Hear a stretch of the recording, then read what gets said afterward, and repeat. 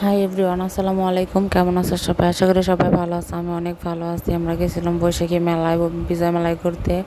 বিজয় মেলার মাঠে আর কি বৈশাখী মেলা মিলছিল। এখানে অনেক সবাই মিলে গেছিলাম ঘোরার জন্য।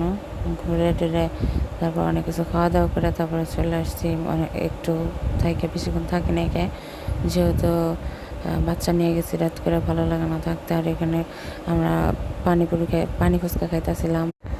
পানি ফুচকা খাইয়া তারপরে আমরা পানিপুরি খাইয়া তারপরে চলে আসছি আরও অন্য জায়গায় যাই। এখানে আবার আমার মেয়ে বেলুন আর যেটা হাওয়াই মিঠাই কিনে, দেখেন কি খুশি, অনেক খুশি হয়েছে। বেলুন পাইলে তার আর কোনো কথাই নেই।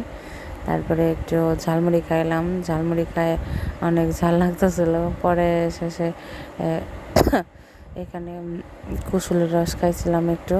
কুশলের রস খেয়ে এখানে অনেকে কেক বেচতেছিল, কেক দেখলাম, কিন্তু কেক খাই নাই, ভালো লাগে না। তারপরে এখানে কুশলের রস খায় তারপরে আমরা আস্তে আস্তে চলে আসছি, বাসার দিকে রওনা হয়েছি। অনেক রাত হয়ে গেছিলো, যেহেতু 8টা, 8:30, মেবি 9টা এরকম বাজবো। তারপর আমরা বাসায় চলে আসতেছিলাম।